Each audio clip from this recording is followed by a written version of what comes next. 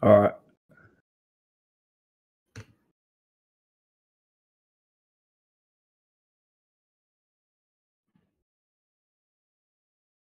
All right.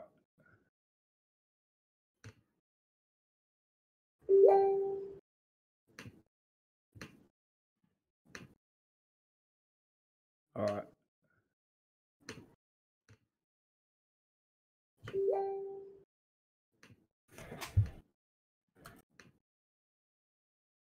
All right. All right.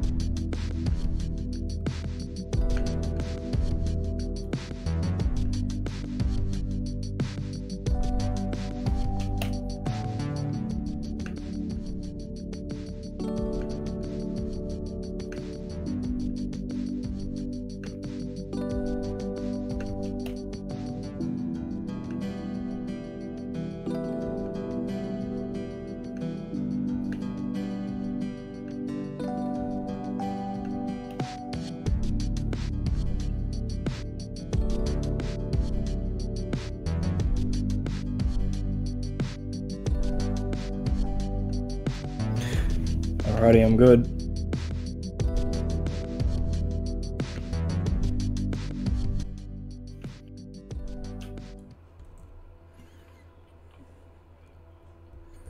Beautiful. Can you hear me, man?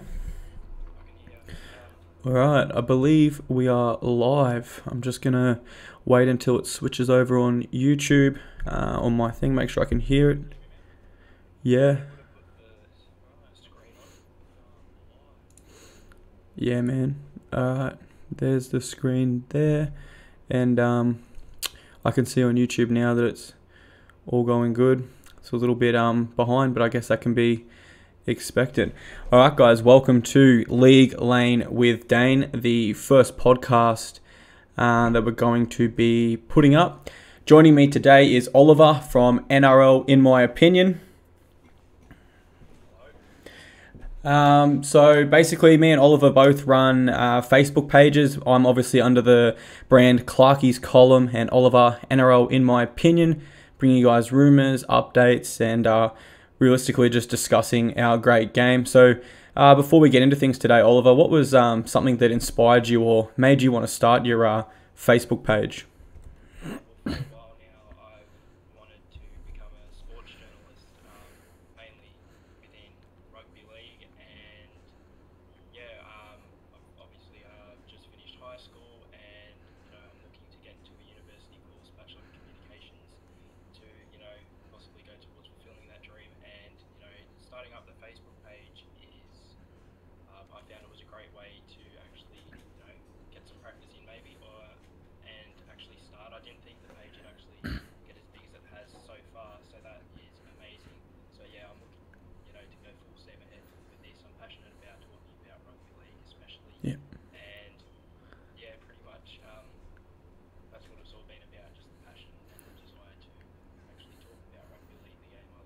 Yeah, awesome.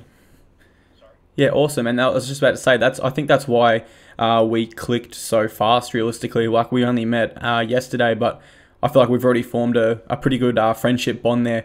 One thing I told you as well. One thing I like about your page is it separates itself from others because you're a lot more video based as opposed to just generic photos, etc. So that's definitely one thing I enjoy about your page compared to others.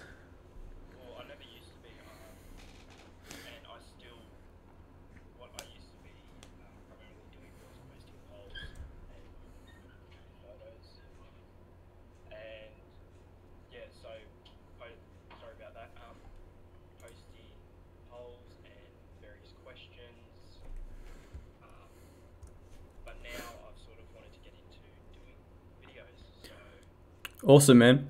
Hey, I'm just looking at the chat at the moment. People are saying you're a little bit quiet, so maybe maybe get the mic a little closer or speak a little louder if it's possible.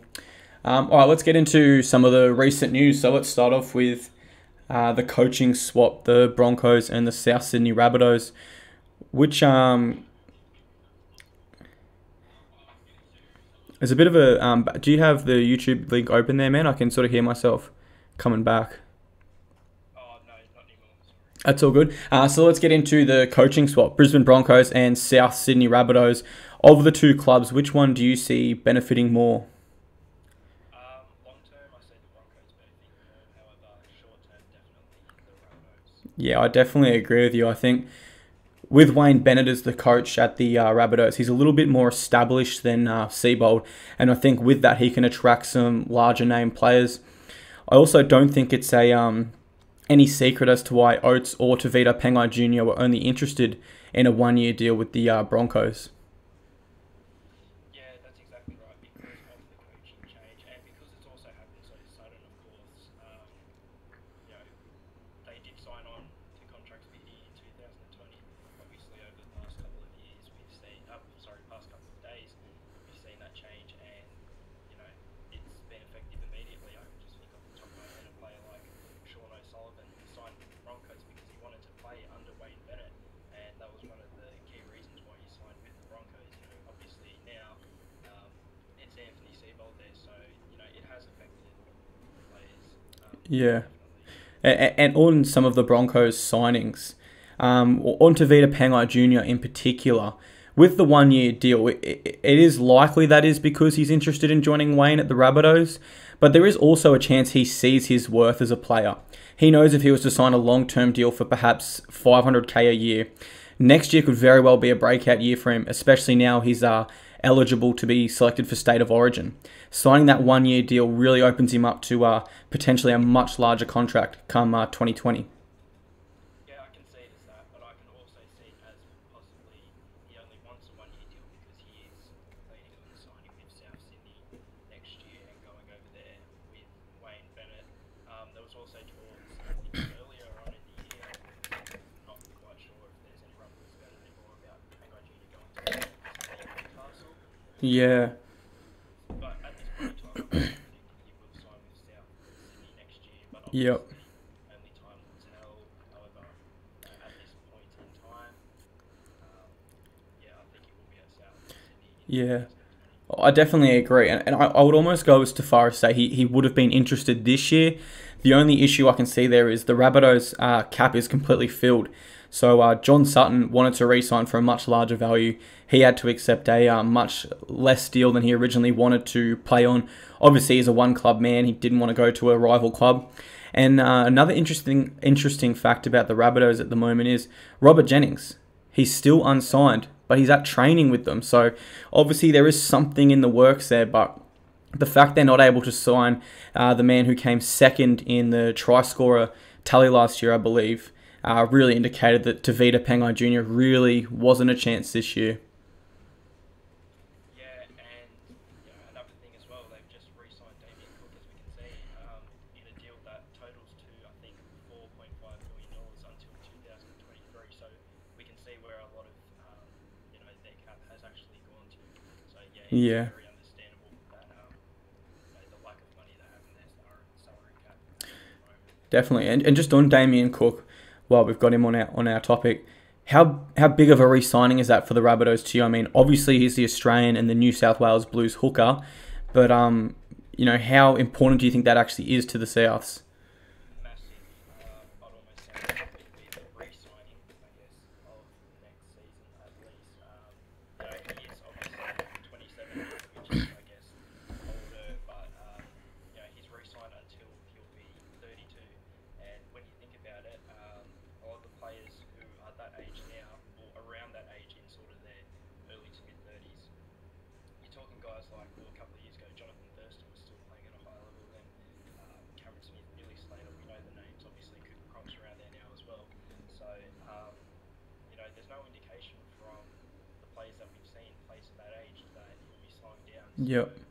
yeah, it is an absolutely amazing signing for the Souths. I definitely agree. I think now Cook has re-signed. They'll be a top 4 side in 2019. If he didn't, I would have. I would have said they would still make the 8. Obviously, they have Matt McKilrick there, former West Tigers hooker, for a bit of depth. But with Cook there, they're definitely a top 4 side. Let's jump on to some rumours now. So, rumours have come out that the St. George Illawarra Dragons are in talks with Corey Norman for a potential 3-year deal. Now, I don't see this deal being effective from this season.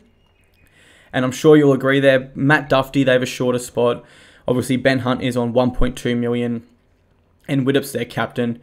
But I do think that this rumour, if it proves true, I believe it confirms Widdop will depart the club after this year. Would you agree with that?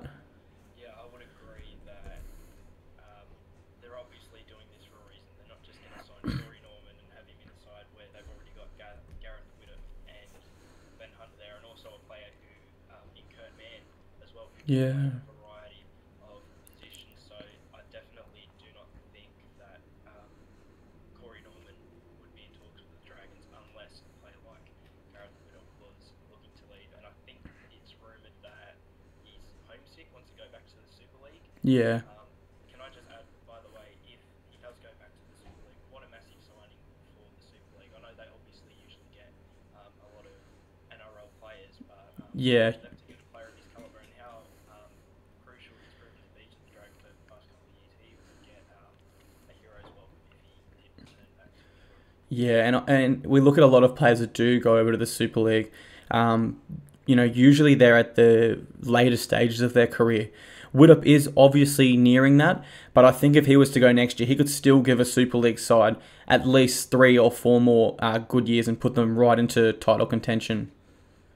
I'd pretty much guarantee that the Super League side that he went to would win the Super League at least one of the years. Yeah. Yeah, certainly agree with you. All right, let's go to another rumour now. James Seguiaro to the Newcastle Knights. Now, for me, the Knights' first choice hooker, Slade Griffin, has obviously signed an external contract to playing this year. And that's due to his multiple ACL injuries. And then they obviously have Danny Levi there as well, who's a former New Zealand rep. But he's also been rumoured to be unhappy and interested in a move to the West Tigers or maybe the Parramatta Eels. So what do you make of this rumour? Do you give it any value? I don't necessarily see why they would look to sign Seguiaro now. I don't necessarily see why they look to sign Seguiaro. I know Levi is actually off contract now, so if he's unhappy, I would not look to bring Seguiaro straight away. I would look to possibly bring a couple of on-contract players in for the 2020 season. So I've got a couple of names here. Okay. Jane Brayley is one that Newcastle would definitely look at. Yep. So, obviously, the other hooker from Cronulla who, played sort of the same amount of games as Seguiaro last year. However, I think it's pretty obvious the Sharks want to go with Jane Brayley going forward, so that one probably won't happen. Another one is Jake Friend. Now, obviously, we know a couple of his Roosters teammates are now at the Knights, so that one realistically doesn't seem like Yeah. to me. And another one that I've just added in Okay. is former New South Wales hooker Nathan Peets, who is currently at the Titans, but of course we saw him share a fair bit of game time last year. Yeah. Which reigned though, and we didn't think we'd see that happen before. No, it's certainly right. Just on the Jake Friend one, I will add there, if there was a team that, obviously he is a Roosters man, I'm not sure if he's the current captain, but he's definitely, is he co-captain with Boyd? I know he was co-captain with Boyd, but I'm not sure. Yeah. Actually, no, he is. There you go. At the grand final, it's up there with Boyd. Okay, well, there you go. I mean, realistically, if there was a team that does sign Roosters players, it has to be the Knights, right? I mean, who have we got? Aiden Guerra, Mitch Pearce, Connor Watson, Sean Kenny-Dowell. Am I missing more? Probably. Can't think of Yeah, yep. the only other side that has signed a couple of Roosters players, though, going into next season, I think is the West Tigers. Just off the top of my head, I know that they've got Ryan Madison. Yeah, yep. But, And also Paul Momorovsky. Momorowski, there you are. Yeah, I mean, he was phenomenal. I believe he filled in at centre and wing through stages of the 2018 season. And, I mean, he was replacing huge shoes in Latrell Mitchell for one of those finals matches. And obviously he didn't add the same attacking flair that Latrell would offer, but he certainly didn't look out of place there at all. Yeah, he scored. Did he score the match winner against South Sydney, or the one that I sort can't. of confirmed the victory? I know he scored in the game. Yeah. Later on, but yeah, he definitely did have South Sydney. Yeah, and while we are on the Tigers, and obviously we previously spoke about coaches, I'll just add that I believe the Tigers are going to really benefit with Madge Maguire there as the coach. Not because he's a premiership winner and not because he's an international coach. They're both obviously huge cupes. But if we're looking at where he was working last year, he was working in closely with the NRL referees. Now we saw that huge crackdown around the ruck. And if Madge Maguire's been working with the referees, he'll know their tendencies, he'll know what they're looking for. I think the West Tigers are realistically a team that has the potential to really dominate around the ruck come 2019.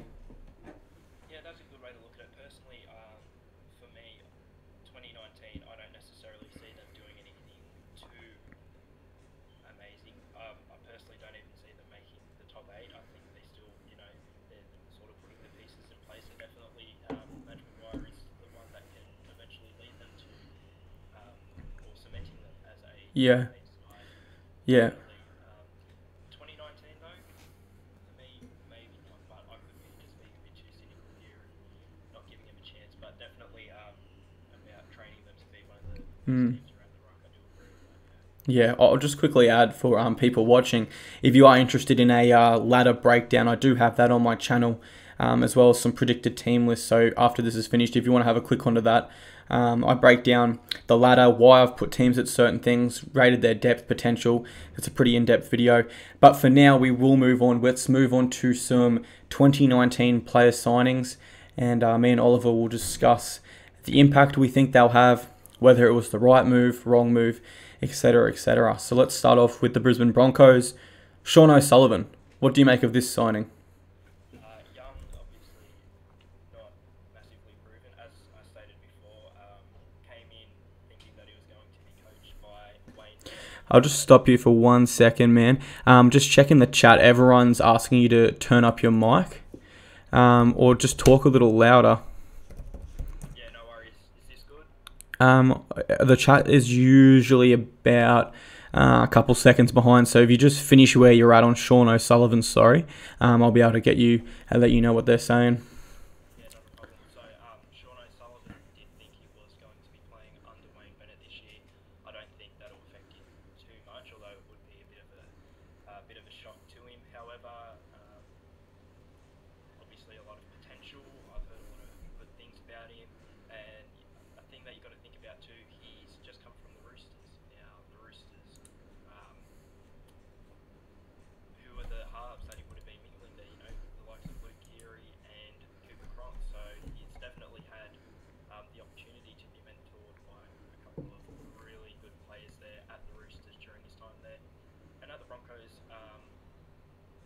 of course, I'm not necessarily sure what's going on with Cody Nikorima at the moment, but I don't think he'll necessarily be starting too often with the Broncos next year. As a matter of fact, I don't even know if he's still there. I've really not heard anything about Cody Nikorima, so I think it will be O'Sullivan and Milford in the halves, and we'll just have to see if he, has instant success like maybe a Nathan Cleary, or maybe if he's got to find his feet a bit like a Brodie Croft. Yeah, I definitely see where you're coming from there. Hey, I'm just looking at the chat again, and people are still saying it's a bit quiet. So maybe if you lean in, talk to your microphone a little bit closer like that, perhaps. Perhaps it's one of my settings. So after this podcast, I'll definitely go through and double check that. So Sean O'Sullivan, like you said, obviously he's come from the correct system. And another thing about the Broncos is I'd like to see them experiment a little bit with their halves in 2019. I don't think Milford and Nikorima are 100% the solid halves pairing at that club. I would like to see Sean O'Sullivan get a fair chance at 7, and perhaps Nikorima return to the super sub number 14 off the bench. I think that's where he plays his best football. That being said, he did play very good for the New Zealand Kiwis against England. So I think Anthony Seibold will just have to take this one game by game into the next season. All right, we move on to the Raiders now. Now, a team that has lost both of their front row pairing in Junior Paulo and Shannon Boyd. Now, realistically, that is a huge void left in the club. A lot of power in their engine room gone missing. But they have signed 2 English internationals in Ryan Sutton and John Bateman, as well as JJ Felice, a fringe first grader. What do you make in particular of those English international signings? I can't comment too much on the English international signings just because unfortunately I don't watch the Super League too much. I have heard though about John Bateman and Ryan Sutton. I've heard that they've been pretty good. I'm in a couple of Facebook groups from Super League fans just so I sort of know, have an idea of what's going on, and I think they're good. However, are the Raiders becoming reliant on importing players from England? I don't know. Maybe they should be looking more towards players within the NRL. Yeah, well, I'll jump in there because Ricky Stewart has brought over Elliot Whitehead and Josh Hodgson, I believe, during his tenure at the club. And realistically speaking, I would say besides Sam Burgess and maybe the other Burgess brothers, they would have to be 2 of the best English international or English imports we've had in our game. Would you agree with that? Definitely, yeah. I mean, I have him up there also, and if he's on with the money again here with Ryan Sutton and John Bateman, then perhaps the Raiders will be a bit of a force in 2019. That being said, realistically, looking at their roster, I have them finishing towards the bottom. And without being too sour, I would almost say if they do not make the top 8 this year, Ricky Stewart realistically should be sacked. I understand he's a club legend and stuff, but put it this way, if he was at the Sydney Roosters and they'd missed the finals, how many times would he still have a job? I would say no. Let's move on to the Bulldogs now. This is a team that's recruited pretty well. So we've got Dylan Napa, obviously he replaced David Clemmer, Jack Cogger and Nick Meaney from the Newcastle Knights. We've got Jesse Sue, Corey Harawira-Naira and Christian Crichton. Now, there's a few signings there. Which of those do you think will be the most important or have the most impact on a Bulldogs side that realistically did struggle through 2018? Well, just to start off, maybe to display what I actually think of the signings as a whole, this might be a bit of an unpopular opinion, but I've got the Bulldogs in the 8 next year. I like the players that they have and the players that they've brought in. Okay. Sort of with that mentality, bringing young players. I think Dylan Napa definitely short term is a key to the Bulldogs because they do have a lot of young forwards, a lot of young promising forwards. Yeah. Reece Martin, just to name a couple. And when David Clemmer was there, he was obviously a big part of the forward pack. Don't get me wrong, but he's still developing his game. Obviously, he's more developed than those players. However, he definitely still has some maturing to do. Whereas Dylan Napa is a premiership winner. He's a rep player. He's got the resume pretty much, and I don't think it's going to be him alone. That obviously gets the Bulldogs into the 8, as I said. Yeah. I like the players that they've got, and I like the players that they've brought in. Christian Crichton, mainly during his tenure at Penrith, he didn't do anything amazing, but he did his job. He did 100%. And you look at the players he was filling in for there, Dallin Watene-Zalesniak and Josh Mansell, obviously 2 internationals. Realistically, he didn't look too out of place. I would say between him and Tyrone Phillips, the ones that replaced, he was the better winger. In particular, a moment I really enjoyed was his intercept try against the Melbourne Storm where he batted it forward, then quickly dove down before. Another player I'm keen for there is Corey Harawira-Naira. Now, I know he's another young forward, another young promising forward, joining a pack with already a lot of players in that pool. But I can't help but be excited over this bloke. He's definitely a great talent, and I believe he came at a very good price for the Bulldogs also. One more player that you didn't touch on there, Nick Meaney. He did look pretty good during his stint at fullback for the Knights last year. I think the Bulldogs would be inclined to shift Hopewadi to centre and have Meaney at fullback. Would you agree with that? That's definitely an option for them, and I can't see why anyone would think that's a bad choice. But personally, I'm sort of looking at the other signing that they got from the Knights, Jack Cogger myself. Heard a lot of good things about him. However, he's obviously not had a massive opportunity, especially since they've Watson and Pearce. Of course, Pearce did get injured during the season, but I don't know what they're going to do with Kieran Foran, obviously the Bulldogs, but I definitely wouldn't be against seeing a Jack Cogger in the halves alongside young Lockie was as well. Yeah. I think that'd be good. Okay. On to the Sharks now. Probably, I would say, the biggest signing of this off-season. Shaun Johnson, and of course, they have signed former Australian and New South Wales representative centre Josh Morris. I think both add a lot of experience, and I think Shaun Johnson gives the Sharks the correct X factor. Not that they otherwise lacked, but if we are talking strictly X factor, I would say realistically Shaun Johnson probably has the most in the NRL at the moment. He's the sort of player that really plays exactly what is in front of him. And another thing is he obviously has previously worked alongside Chad Townsend at the Warriors before. So they will have that combination already a little bit set in concrete. Obviously Townsend can play a bit more of a controlling and structured football. Moylan out the back offers another essential half in attack, as well as a very powerful ball runner. And Shaun Johnson, of course, if he plays what's in front of him, I believe he is one of the most damaging and effective players in the NRL. Just a couple notes on the Shaun Johnson signing. Mm. I might seem a bit cynical or a bit negative. I do like the deal. It's a very good deal that the Sharks have struck. One, personally for me, the Melbourne store should have really been, as soon as that release got announced, they should have been onto him because, yes, Brodie Croft has shown signs that he will be good. However, for me, if Melbourne want to be premiership contenders in 2019, they have to have the first grade solid that has Yeah. experience. And for me, he might not have fit the system that well. However, he did have again that resume. So for me, Melbourne really should have. Yeah. I think Melbourne was more realistically, if he was to sign a one-year deal for 2019 as sort of a stopover club, because obviously Melbourne at the moment are actually struggling to fit Cam Smith under the cap there.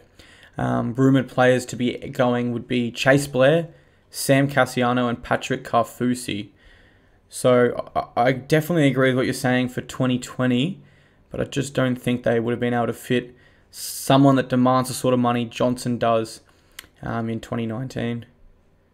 Yeah, and as well, as I said, he possibly wouldn't fit the system there, and he's probably a better fit at Cronulla, just on him signing with Cronulla as well. I know it works out good because you've got Johnson and Townsend in the halves, and you can move Moylan back to fullback permanently. However, we know that Moylan does want to play in the halves. Now, it's probably not going to actually impact anything whatsoever, but there is the possibility that Moylan could become a little bit disgruntled because he does want to play in the halves. Yeah, Be content playing at fullback. He's probably fine with it. We've not heard anything otherwise, but it's just something to think about. And definitely. Townsend, as you were saying, Townsend obviously isn't a superstar player, but he is a very good player, and he can play well with those superstar players like James Maloney, Moylan last year, and now Shaun Johnson, who we did play with for a bit at the Warriors. So I definitely do like that halves combination in 2019 for the Cronulla Sharks. Yeah, definitely agree with a lot of what you just said there. Let's move on to our team, the Gold Coast Titans. Now, I would say this is the best team we've ever had on the Gold Coast. Would you agree with that? Almost, but we'll have to see. Firstly, for me, Preston Campbell, Matty Rogers. Yeah. They're pretty good company. For me, for the Titans, though, it's not necessarily about the signings that they make. It's more about consistency Yeah. They have brought in some signings, however, and we think, well, these signings they're going to do well. However, they do, they are inconsistent. They probably never win more than 2 games in a row, realistically over the past few years, and that is because of inconsistency. So for them, I don't personally. I like the signings that they made this year. Shannon Boyd is definitely an addition to that already amazing forward pack. I've got to say. I mean, we've got 2 Queensland players playing in the squad in Jairo and Jarrett Wallace already, of course. Kevin Proctor, of course. Personally, I thought he'd be a lot better. Yeah, I would agree with that. From a team like the Melbourne Storm. So we have made a lot of new signings. So Tyrone Peachy, Shannon Boyd, Tyrone Roberts, Jesse Arthurs, Riley Jacks, and Brian Kelly. Now, most of those are very handy players. If you had to pick just one or two, which one do you think will be most effective for us? One of them that would be most effective, and he's actually a former Titans player, is Tyrone Roberts. Okay. From the little knowledge that I do have about the Super League, he had a really good season. Yeah. Him coming back into the Titans side, he could be a really good addition.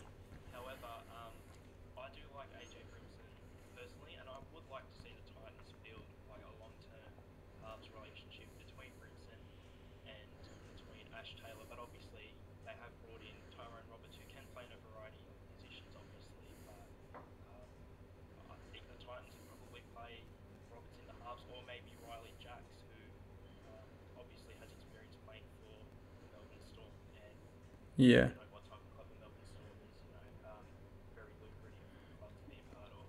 Yep. He's obviously had experience playing under Craig Bellamy, Tyrone Peachy as well, who I think is the big signing, just because of all the controversy surrounding it as well, with him possibly wanting to stay in Penrith. But he said he's committed to the club, and he is definitely an addition. Played for the Blues this year, had sort of a breakout season. He's always been good, but this year he has taken it to a bit of another level. Yeah. And has earned his spot playing for the Blues. So I do think we've made good signings. However, it is about building that consistency with the signings. Yeah, 100%. And on consistency, I suppose with so many new signings, there will be the question mark of team chemistry and how long it takes us to form connections and bond. Just quickly, man, could we test something? Could you get like real close to your mic like this? I just want to see. Yeah, when you do that, because obviously I can see the input there, your sort of thing goes a lot higher. I think that will just one more test for me there, man. Yeah, I think that will because I can see like when I talk, my line is obviously going up way over halfway, and yours is just about a quarter. And I can see in the chat people are still saying that you're very hard to hear. So I don't know, maybe just a little bit louder, and maybe, like I said, lean into your mic a little bit more like that, and we should be good to go.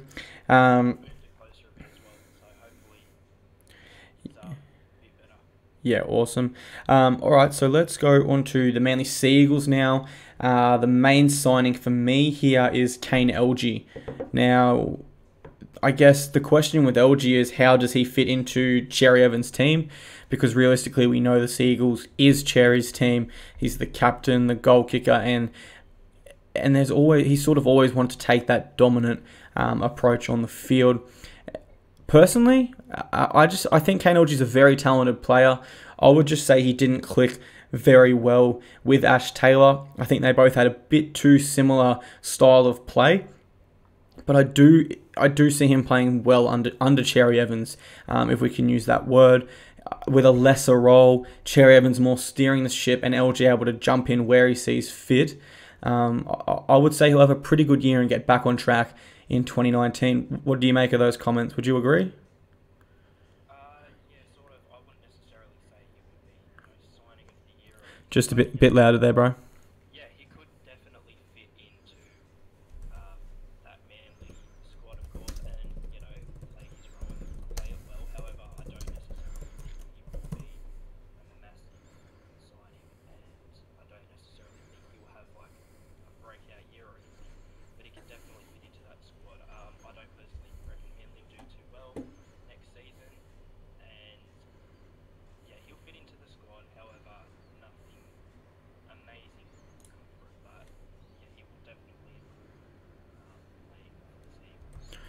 Yeah, what I might do quickly is just check the settings on Discord real quick. Output volume, I don't want to turn that up too much because that will affect mine, but people are still saying you sound a little bit quiet. I might pump that up to about 170, and then I'll put you back on and we'll see when you're talking if that makes a difference. Alright, so talk now, man. Yeah. Yeah. Yeah, it's definitely put it up a notch. I'll just double check with the chat.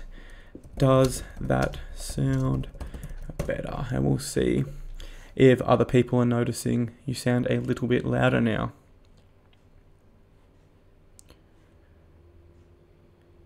While that happens, we'll quickly note Melbourne Storm, no new signings there. Obviously, they're working on re-signing Cameron Smith on a 2-year deal currently. And we'll move on to the Warriors here. Now, the main signing for him is obviously Leeson Armour. However, given Sean Johnson's departure from the club now, Adam Kieran could prove to be a very good signing. Would you agree with that?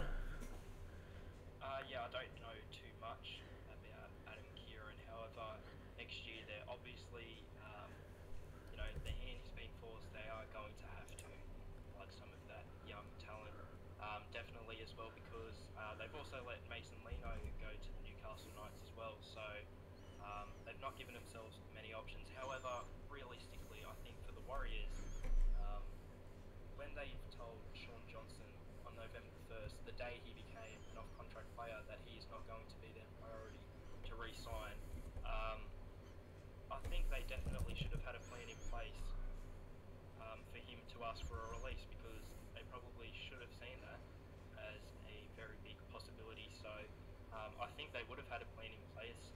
That plan we're yet to see unfold, but it'll be interesting to see how the Warriors do in 2018 and see how that plan unfolds. Yeah, I think Leeson Armour will be a bigger signing for them than we expect. And my reason for this is the Warriors forward pack's very physical. And with Leeson Armour, like we saw at the Dragons, if he is to come off the bench, which I suspect they will do, he helps maintain that intensity and that consistency through the middle for the full 80. Obviously, the Warriors are a forward pack, or a team that largely relies on their forward pack's aggression in particular. And Leeson Armour will help that a lot. Let's move on to the Knights now. This is a team where it's almost impossible to pick just one key signing. So we'll go through some of the names. We've got David Clemmer, Tim Glasby, Jesse Ramian, Edric Lee, Mason Lino, Zach Wolford, Hymel Hunt, and James Gavet. Now, personally, if I was to pick 3 signings there that I think will be the most key to their season, obviously we've got to mention David Clemmer. I believe he's second in the NRL for post-contact meters to Jason Tamalaulo, although I do believe Ferguson was up there as well with that stat. Tim Glasby, I would have to say he'll add a lot of experience around the middle, and obviously coming from the Melbourne Storm system, a very, very clinical and proven club. And then thirdly, Jesse Ramian. This guy had a very good rookie season at the Sharks. He's already come out and said, my goal is to play State of Origin in 2019. And you just get that feeling he's going to have a very special year.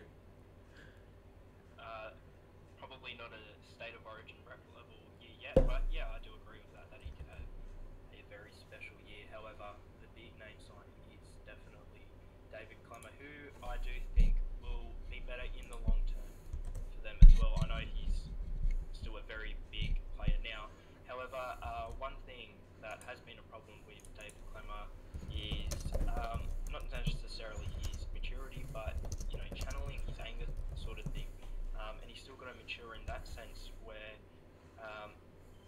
obviously David Clemmer is known as like a hard-hitting guy, an aggressive, sort of prop, and that is a disadvantage to him, because if a team can get him frustrated and get him rolled up, a lot of the time he doesn't play as well, because he's looking to make a big tackle or something. This is just what I found and he then becomes more focused on getting revenge, I guess you could say, than actually trying to help his team win the game, sort of thing. So I think he's got to channel that a bit. But other than that, he will prove to be a really good signing for the Knights, especially in the long term. He'll definitely have an impact in 2019, but that impact can be furthered as his career goes on at the Knights. Yeah.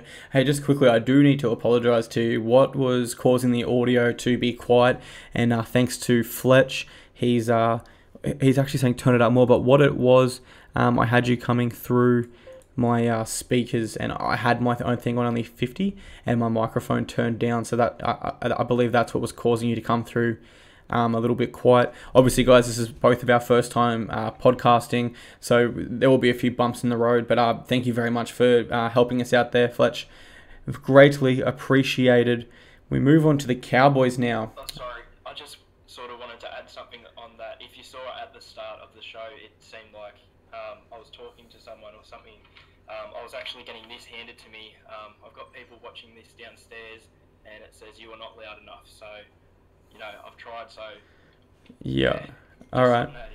Yeah, well, from what I'm looking at the chat now, man, everyone seems to be happy. It appears to be working well. So let's move on to the Cowboys now. So this is a team that have made another quite a few signings, but one major one recently in particular, and that's international forward Josh McGuire. Obviously, some other big name signings there is Kurt Baptiste, Tom Opacek, Nene McDonald, and of course, the premiership winner, the Dally M winner, the Man of Steel, Ben Barber. How big of a factor do you think Ben Barber will be for the Cowboys come 2019? I think he might actually be a bit inconsistent just to start off. Coming back to the NRL, got a lot of eyes on him. Okay. And it will take a little bit of an adjustment period, but I don't think it'll be anything too wild, and he'll get back to playing some relatively good rugby league eventually. Personally, for me, I don't think the Cowboys will do too good in 2019. However, they are a club rebuilding, as we can see with all the signings that they've made for 2019. We see that the club has noticed, okay, we're not the same side that won the premiership in 2015 anymore, and we can't rely necessarily on those same players all the time.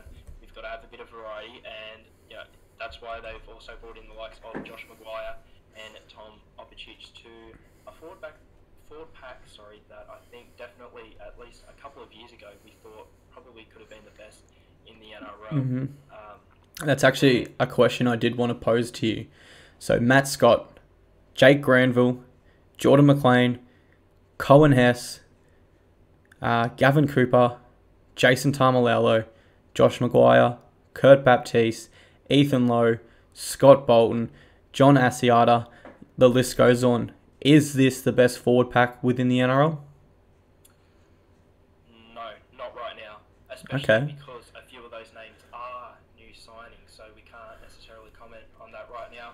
Okay. And I noticed with some of the names that you were saying, the likes of Matt Scott, definitely, it's a blend of an aging forward pack and a young forward pack that they're bringing in, which is good because they do have the young players there. Also, definitely, I just want to comment on Jake Granville, especially. In 2015, a lot of players were saying he was going to eventually take over from Cameron Smith to Queensland and Australia hooker, but obviously we've seen him dip in form in the past couple of years, so we don't necessarily know how well he will play going into the 2019 season, because we know he can play very well, as we saw in 2015. But yeah, it's more of a question mark to me for the Cowboys forward pack. They definitely have the potential to play really well. Whether they do, I'm not sure. So I wouldn't necessarily say they are the best forward pack in the NRL right now. Personally, for me, even the Titans probably have a better forward pack than them. And the past few years we've seen how the Cowboys and Titans have sort of been compared. The Cowboys are one of the bigger clubs, and the Titans one of the smaller clubs. On paper right now, I'd probably say the Titans would have the better forward pack than the Cowboys. I'm not just saying that as a Titans fan. There's their Queensland representatives, like I said, and they've also got young forwards forwards that are coming through the ranks. So Definitely. yeah, we do have to see with the Cowboys, though, definitely. Yeah, and on this, I do a series on YouTube if you guys watch it, the ranking with Dane Clark, and essentially I've gone through each position by position and ranked 16 to 1, and forward packs is one of these ones, and I think I had the Titans around 8 or 9, but just on what you were saying, Oliver, I definitely believe we do have the potential to be a lot higher. Obviously, a lot of the fan base does know I'm a Titans fan, so I do feel a little bit biased if I include them higher on the list. But what you're saying made a lot of sense to me then. Let's move on to the Eels now as we make our way down the list. This is a team that definitely needed to make some important signings, and they have signed Sean Lane, the top try scorer for the Manly Sea Eagles in 2018, Junior Paulo, Samoan representative, and obviously former player at the club. And for me, the biggest signing, I'm sure you'd have to agree, Blake Ferguson. Now, correct me if I'm wrong, but I believe he led the NRL in runs and meters made in 2018. And this is definitely something the Eels lacked in 2018. Their forwards were generally a little bit tired from the defense, and they weren't able to get back and get effective hit-ups. Something they really missed was obviously Semi Radradra, who used to come in and have those early hit-ups, and he was a big, strong body out there on the wing. I think if they're looking to replace Semi Radradra and something they were really missing in 2018, then they've made the correct signing in Blake Ferguson. Sort of, what do you make of those comments? Would you agree? Yes, I just want to add though on Blake Ferguson's 2018, he had an amazing offensive season. You can say that defensively, obviously you don't expect wingers to make many tackles or anything like that, but his goal line defence, personally for me, was a bit poor. But as you said, going forward for the Eels, attacking is definitely a good signing. Personally, though, I think they do need to focus on their forward pack. So Paulo definitely is a very good signing for them. However, I'd like to see them maybe bring in a couple more forwards, especially for 2020, because that's where I think they're lacking more. Because their backs, yes, they didn't have the best 2018, but they proved in 2017 they can play well. It's just, again, like the Titans, the Eels backs have to find that consistency and find some cohesion that they once had in 2017, and we know that they can have. So Ferguson's a good addition, but personally I'd look more maybe towards the forward pack for the Parramatta Eels. Yeah, definitely. We'll move on to the Panthers now. We won't go into depth here. They have signed Hame Sele and Tim Grant. Both are likely to just be depth signings. So we'll move on to the Rabbitohs. Now, I believe the big signing for them will be Corey Allen. Now, if you're not familiar with that name, he was obviously the fullback in the Australian Prime Minister 13. And he's come from the Broncos system and previously been coached by Wayne Bennett. Now, this could spark a little reaction at the Rabbitohs. From what I understand, Alex Johnston is not happy back on the wing. He wants to continue his career as a fullback. And having signed such a young and talented fullback in Corey Allen, no doubt if Wayne Bennett was to put him at fullback in 2019, that would greatly upset Johnston, and he could leave the club. Further to that, Wayne Bennett has also been rumoured to be shifting Greg Inglis back to fullback. So what do you make of that? Do you see Alex Johnston remaining a Rabbitoh if he is forced back onto the wing? Probably not, and it's probably a bit more of an extreme case as like what I said with Matt Moylan being back to fullback from the halves. Nothing will probably happen there. He'll probably accept that. But yeah, Alex Johnston being moved away from fullback, especially short term, probably not a good idea. Corey Allen, let him, grow a little bit more, get some more experience, maybe out on the wings or something. Although they have proven to have a pretty good back line already. Greg Inglis, I do not want to see back at fullback. I even said this at the start of last year. Yep. Johnston at fullback for me is better. Inglis on the centre is good because he doesn't have to be as involved, and we know he's aging. He's got some injuries. I don't necessarily want to see him that involved at fullback. I want to see maybe out in the centres doing his part, and that for me worked really well in 2018, and they ended up finishing in the top 4. So for me, I wouldn't change too much with the Rabbitohs because it worked. Don't fix what isn't broke, sort of thing. Absolutely, yeah. Let's take a look at the Dragons now. Two major signings there for me is Jonas Pearson, who I believe has a genuine opportunity to lock down a regular NRL spot, and Corbin Sims, who obviously replaces Leeson Armour. For me, it makes the most sense to bring him off the bench and have him play a similar role to Armour did at the club. Would you agree with that, or would you start Sims? No, I'd bring him off the bench as well because Okay. you don't want to change the system that they've got for their forward pack too much. So, obviously Armour, who was an interchange player, leaving with time, you bring in someone else who can fill that role, and you don't necessarily want to be pushing any of the starters on to the bench. And Jonas Pearson as well is a good signing. I didn't see too much of him in 2018. He was playing on the wing, wasn't it, for the Broncos? Yeah, he was a fringe first grader there on the wing. Yeah, playing on the wing. Definitely the opportunity to play on the wing, of course. Players like, I think Jason Nightingale, he's retired now. Yeah, Retired so... now, so definitely there's an opportunity that's opened up there for him, definitely. Yep. But yeah, with young players, you never know. It's a sink or flight, whatever. It can be really good starting out. Of course, young players always have the opportunity to develop. However, whether he's a starting out, and I make this contrast again, if he's going to be a Nathan Cleary who just straight away is amazing, or maybe a Brodie Croft who does need ease into it a little bit. Yeah. Okay, let's take a look at the Roosters. 3 major signings here for me: Angus Crichton, Brett Morris, and English international winger Ryan Hall. One question I will pose to you: do you see Ryan Hall? Obviously, he's still coming back from that ACL injury, so he might not be available the early rounds. After his rehab is fully completed, do you expect Ryan Hall to start in that Roosters side? I have heard a lot of amazing things about Ryan Hall, even over the past few years. I've heard people, even Australians, say that he's the best winger in the world, but he's playing in the Super League. I'm not sure necessarily who's offered him a contract before, but I've heard rumours that he's been offered a place in the NRL before, offered a contract. So I really hope Ryan Hall does well as well, and I hope that in a few years' time we put him up there with the Adrian Morleys, Sam Burgesses, and like that, because I don't know, to me it's something different and exciting. An English winger coming over to Australia and playing really well, especially one with the hype of Ryan Hall, of course, coming from the Leeds Rhinos, playing for a side who it's pretty much the Melbourne Storm of the Super League. Well, not last year, but yeah, I definitely do want to see Ryan Hall start for the Roosters next year.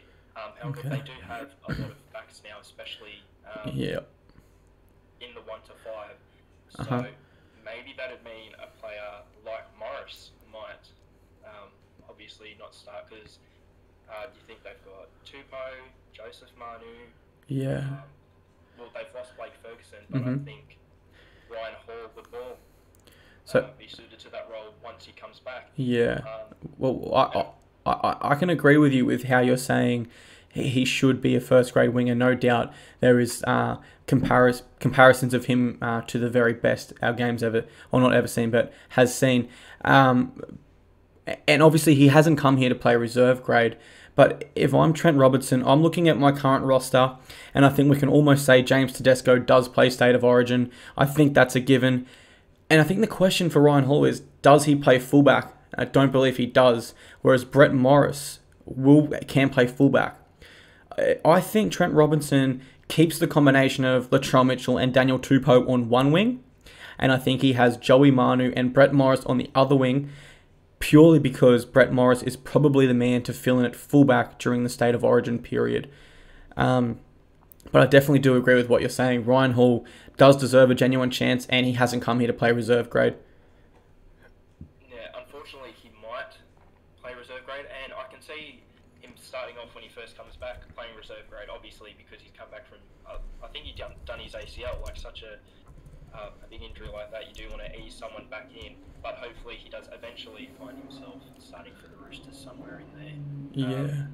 But yeah, as well, Angus Crichton, another huge signing. They've also just got rid of Dylan Upper, so he slides right in there.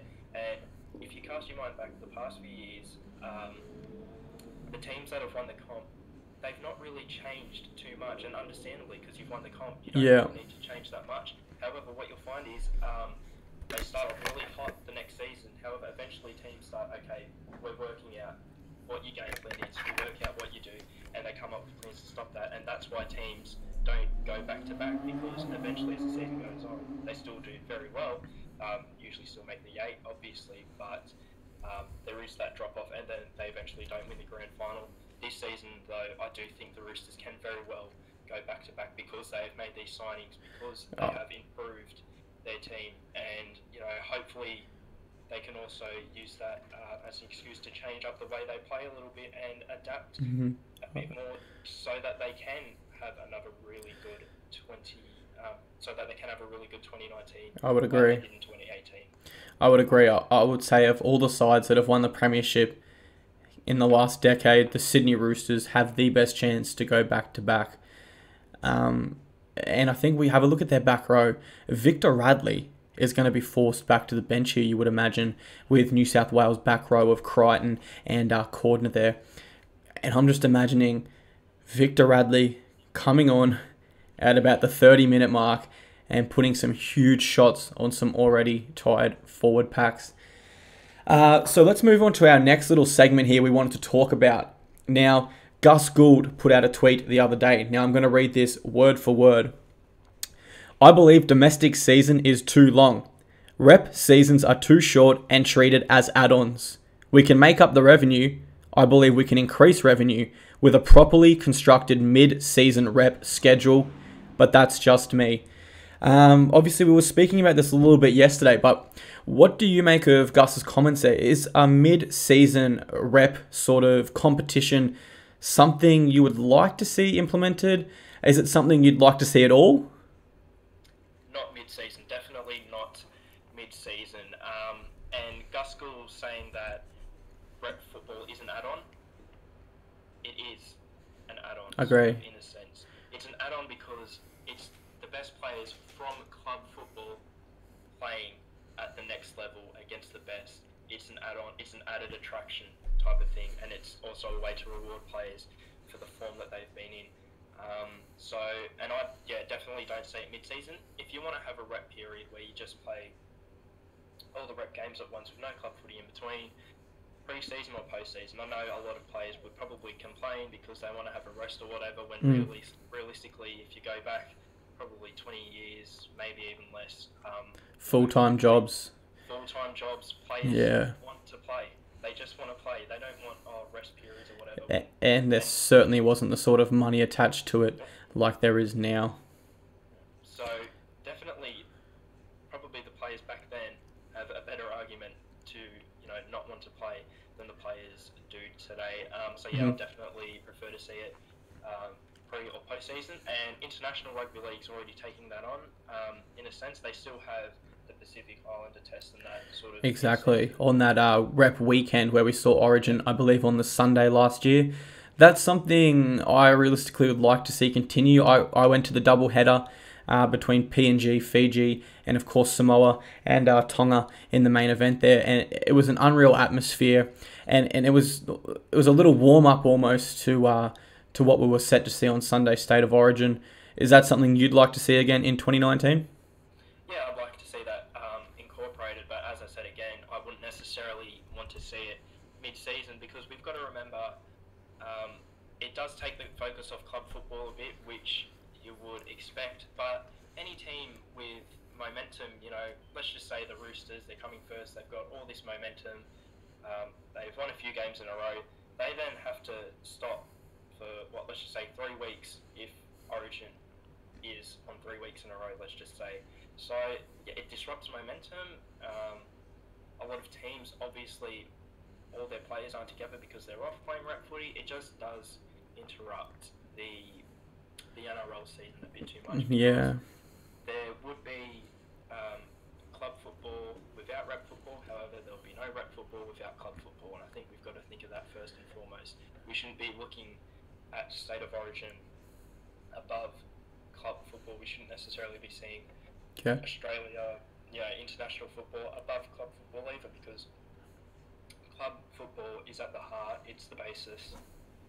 And as I said, you would not have these representative competitions without club rugby league. So I definitely think we do have to keep that in mind if we are looking at having a period where we just play rep footy, so that it doesn't disrupt the NRL too much. Okay. Let's move on now to our second last topic for the podcast, players' contracts. Now, we see so much of it in the current game. Players walking out on a deal, signing for a rival club. We don't only see it with the players, we also see it with the coaches. Do you think something needs to change here, or are you sort of happy to let things continue as they are? Something definitely needs to change. On the grand scheme of things, the game's an embarrassment because all these other codes, especially worldwide, do have things in place. A trade period. Transfer window. Yeah. And obviously players still break contracts. However, it's more clean, and everyone sort of gets a fair deal out of it. There are specific rules in place that you must adhere to if a player does want to leave, or if you do want to move a player on mid-contract, and it's not just about players getting a release, then 3 days later they sign somewhere else, and then the club gets nothing. Well, one thing on rival codes to the NRL, a lot more of their releases, and obviously football is my main sport, so I'm not speaking with an entire extensive background knowledge here, but they seem to be, the releases for the players that is, seem to always be a lot more mutual. Now, I know officially releases in the NRL are also mutual. I'll draw the example to Valentine Holmes with the Cronulla Sharks. Now, the Sharks today have mutually agreed to release Valentine Holmes from the remainder of his NRL contract. It essentially wasn't mutual though. The Sharks had their backs to the wall and no other choice. My suggestion, and something I'd like to put forth, is I find in the NRL a lot of the reasoning between breaking a contract and signing for a rival, the players' general comment is, I did it for my family. This is for a family reason, not for financial. I believe the NRL, I'll draw up an example here. So a player leaves the South Sydney Rabbitohs. He still has 2 years to run on his contract, and those 2 years are worth $500,000. The NRL should not register him a contract with, let's say, the West Tigers for anything over $500K. That way it stops any financial gain of moving, and it is purely for the family's well-being and interest, if indeed the player is telling the truth there and not porkies. Is that sort of something you think could work or you'd like to see implemented? That could definitely work, but another thing I've seen actually a lot of people on my Facebook page actually suggest, because I did put the question out there, what should we do about this whole contract situation? A lot of people did say if a player does break their contract, a rule should be put in place that they are not allowed to play for any other club whilst their contract runs out, and they sit out their contract and then they move to the club that they want to sign with. So basically stopping them from playing rugby league at all, which is a bit harsh. Yeah. It would prevent some of these contracts being broken that we've seen, especially recently. I agree with what you're saying, but I think we should start at the smaller end of things. And in 5 years from now, it starts to get a bit more extreme, then something like that could potentially be implemented. We're going to go on to our final segment here. We have a couple of fan questions that were left on our Facebook pages as suggestions to answer or talk about. The first one I'm going to ask is the 2040 rule. This is essentially a new rule the NRL are considering, where you can kick the ball from within your 20, and as long as it bounces at least once and goes out the opposition's 40, you will get the ball back via a scrum. Essentially the exact same as a 40-20, but tipped on its head. Now, from my point of view, I'm going to say no. I'm happy with the current rulebook. I don't think this is necessary to be implemented. If anything, I think this gives the attacking team a huge advantage. Obviously, if you've got them pinned down, they're not getting their forwards back, they're not getting the hit-ups, and then one of their halfbacks, gets back deep in the line, just flogs the ball as hard as he can, gets a miracle bounce, and all of a sudden you're now benefiting from your offense not being able to capitalize any meters. So for me, it's a no. What is it for you, Oliver? I know as well, because as you said, it's not necessary. We have obviously these issues like contracts being broken and stuff, so on-field and on-field issues that we'd like to see changed. It's just not necessary. No one's got a problem with the 40-20 rule how it is. So why would you go change a rule that people are going to be indifferent mostly about it when there are other issues that do need rule changes or do need to be looked at by the NRL. There's definitely more important things, and I think people aren't losing sleep over the current 40-20 rule, so that's a no for me as well. Yeah, just quickly, I'm checking the chat. We've got a question from Fletch. He wants to know, do you think an NRL-style draft could work like we see in the NBA and the NFL? Fletch, my answer is no, because in Australia, and especially in rugby league, we nurture and we bring up our juniors from about the age of 14 or 15. They're signed to an NRL club and nurtured through their teenage years and developed. Now, what club would nurture a young high school kid all the way till the age he was 18, and then he gets put into a draft? And, the Penrith Panthers came last the year before, so they get the number 1 pick. The Broncos are sitting there saying, wait, what did we develop you for the last 5 years for to benefit the Panthers? I think because we develop our own juniors and they're not external like in college like they are in America, that's a no from me. But what are your thoughts, Oliver? A no from me as well, but I sort of wanted to direct the attention more to the American sports that do have a draft. Their schooling systems as well, college, is set up for players to move into professional sports. So definitely the NBA and NFL.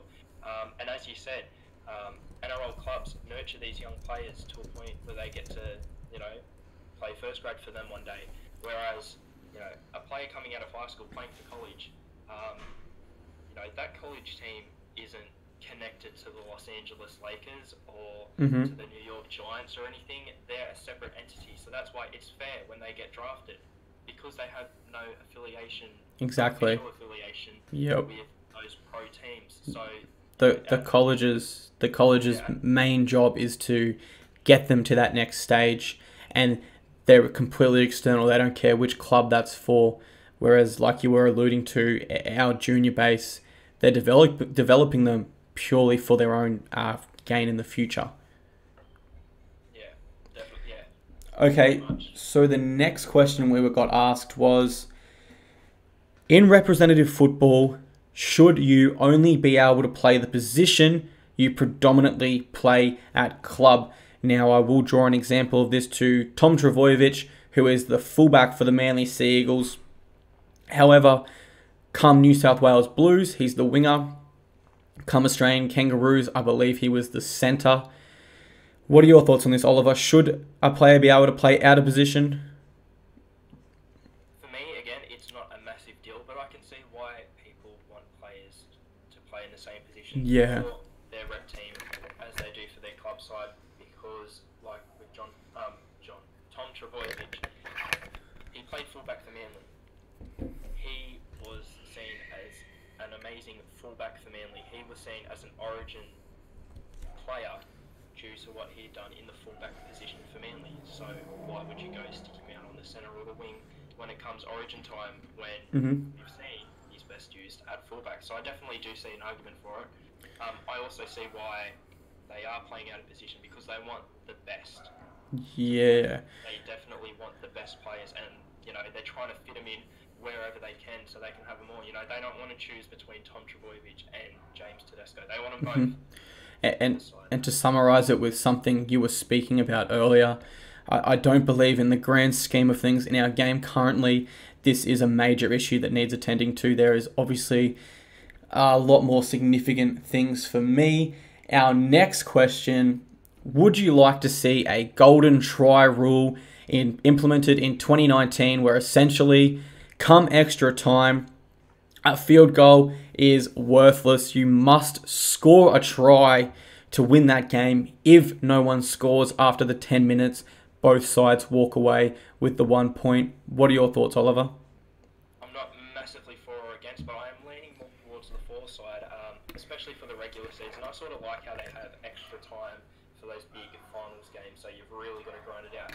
However, yeah, definitely in the regular season, it does make it more challenging to win a game. You know, you can't have like a superstar field goal kicker, you know, get the ball from 40 metres out and just lob over a field goal. No, you've actually got to go the full 100 metres and actually try to score to actually win the game instead of just kicking the ball from about 30 metres out. I'm not necessarily against golden point as it is, but it will bring, I think, a lot more exciting footy too, because when we come golden point, we see teams shell up, get your forwards rolling up the middle, get a good kick in, defend hard, get a bit of field position, take the field goal.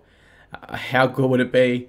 You know, 30 seconds to go, you're 20 metres out, but what's a field goal going to do for you? You've got to throw the footy around and you've got to take a risk, essentially. I can see why coaches and obviously players would be against it, but from a fan's point of view, it certainly would add some excitement. Our next question is, what are your expectations for the North Queensland Cowboys in 2019? I'll start this one off and say I'm pretty excited to see the Cowboys in 2019 now. In my personal opinion, they have one of the best forward packs in the NRL, and one man I'm very excited to see back is Michael Morgan. Obviously, with JT out for the 2017 season, when the big games mattered in the final series, Michael Morgan took the Cowboys all the way to that to the grand final, and he really relished the role of leadership. And I think when JT returned to the Cowboys last year, they lost a little bit of their identity. Michael Morgan form dropped pretty noticeably, and I think with the leadership role returned to him at halfback, he will have a great season on the back of forwards. As we said before, Cohen Hess, Tamalalo, Matt Scott, Josh Maguire racking up huge meters. What's your opinion on this one though, Oliver? I'm going to take a bit of a different opinion on that one. Okay. I think they might struggle a bit in 2019. As I said before, they're a rebuilding side. Yep. As I said about their forward pack, it's a big question mark for me because they have brought in some new players like Opachik, like Maguire as well. In my official sort of predictions that I've mocked up, I've got them in 13th. So I've got a bit down the pecking order. However, they are definitely a team that I could see very much proving me wrong. If they did make the 8 though, I don't have them top 4. I have them more just sneaking in maybe to 7th or 8th. But yeah, I think this year is a rebuilding year for the Cowboys. So Cowboys fans, be excited for the future. You got the new stadium coming and everything. However, 2019 is going to be a step. Going to have to take that step. Maybe, you know, deal with a bit of inconsistency at the start. But I think it's going to be sort of similar to maybe the Bulldogs were last season. In the end, they had a pretty good year. However, that first half was a bit poor, and I think it'll be similar. And that's why. So I think they might actually be a lot lower at the ladder. Maybe the first few rounds. However, they will end up getting up to around maybe 12th, 13th, maybe. And it will look at it as like, yeah, this is a really good side that's rebuilding to the future. And they had a really good end to the year, and we can see their potential. However, let's see how they build into the next year. So 2019, yeah, not for me. For the Cowboys, but. Alright guys, so we've got 2 questions left. If you're still sticking with us, we appreciate it very much, and hopefully you're enjoying the discussion. Just checking in the chat, any questions? No, let's move on to our next. The referee crackdown with penalties that we saw in 2018. Obviously, it was a huge increase, and a lot of fans believe it had a negative impact on our game. Do you believe that is set to continue in 2019? It will for a while, but then eventually it'll change once there is enough backlash. As you said, there's been a negative response. Because a little while ago, people were saying, you know, they want them to crack down a bit on the penalties because they're letting stuff go, and, you know, certain teams are getting an advantage. Just for example, a team like Melbourne or the Broncos or something. So, you know, they've tried to crack down all around. But it seems to me with NRL fans as well, unfortunately, we want one thing. When we get it, we sort of want the other in a sense. Obviously, Yeah. for example, not necessarily this. Obviously, there has been a lot of sin bins in 2018, more than we've seen for the past few years, because there was an outcry, I think, maybe early in the season. People were saying players aren't getting punished enough for giving away penalties or whatever, and the sin bin's not being used enough. So they started using the sin bin a lot more, and now you find a few people saying, and it also goes into the argument about the crackdown on penalties. They want a lot of people want the refs to relax a bit and let the game flow a bit more. So that's why, definitely at first the crackdown will continue, but it might wear off a bit as the season goes if there is backlash. I would definitely agree with you there. I don't think come round one we can just completely let the ruck go to a mess again. That is just two completely different ends of the spectrum, and no doubt that's going to draw a lot more negative energy into our game. But I agree with what you're saying. It will continue at the start and slowly wean out. I think everyone enjoyed the State of Origin games a lot more last year because there wasn't as many penalties as we're used to seeing in the NRL, and that made for a lot more exciting brand of rugby league. We move on to our final question. Tavita Pengai Jr. has pledged his allegiance to the New South Wales Blues. If he is selected in their top 17, he will represent them in State of Origin, not Tonga in the rep weekend. However, come the end of the year, he will represent Tonga again. Do you think this should be allowed? Do you think the NRL should say no? What are your thoughts towards this? Definitely a no. If he's pledged his allegiance to New South Wales, that in turn should extend to pledging your allegiance to Australia, because New South Wales is a state within Australia for me. And there's obviously been the stuff with Taumalolo and Fafita, especially, who used to be an Origin player. He's now defected to Tonga. He didn't play Origin because he didn't get selected in 2018. But there definitely, it's a joke. There should be a rule put in place. You want to play for your country that's not Australia, play for your country that's not Australia. You want to pledge allegiance to a state within Australia, you then pledge your allegiance to Australia and play for Australia, definitely. Especially now that Tonga are, I think they're officially a tier 1 side now as well. So it's not like you're dropping down to help sort of a lower quality side. Tonga are up there now with the big boys, so I definitely don't think. Well, I have a different opinion to you there. I'm going to say yes, it should be allowed for now. I agree with your opinion in the long run. However, if we are talking hashtag grow the game, then we need to allow some of our best players to go and play for these smaller nations in order to build them up. One thing I hadn't considered, but what you did say on Jason Taumalolo, if Tavita does play for the Blues, wouldn't it be interesting if Queensland went knocking and said, hey, are you interested in playing Origin for us this year? Yeah, but there would be a lot of backlash. Oh, especially because he's already represented a first-tier nation in New Zealand. I'm going to quickly check the chat. Have we got any more questions? No, we don't. All right, guys, that is going to wrap up the podcast League Lane with Dane Clark, my debut episode. I'd like to apologise for the audio issues at the start. Obviously, this is our first time podcasting, and obviously a few bumps in the road could be expected. I'd like to say thank you very much for coming on, Oliver. I certainly loved having you on today. You've got a great footy mind, and if you're on Facebook, make sure as soon as this podcast ends, you head to NRL, in my opinion, and give Oliver a like. As I alluded to earlier, he is probably the best up-and-coming Facebook page there is. If you hear from my side of house, head to the Instagram or Facebook story. Former NRL player Kevin Gordon has done a Q&A for us all on there. And we've got a dual international superstar scheduled for the next one. So with that being said, thank you very much. My name is Clarky. I'm going to hand it over to Oliver to say goodbye to the stream. See you later, guys. And as Clarky said, NRL in my opinion on Facebook. Give it a like and have a little look through to see what we get up to over there. Thanks, guys. Thanks for being here.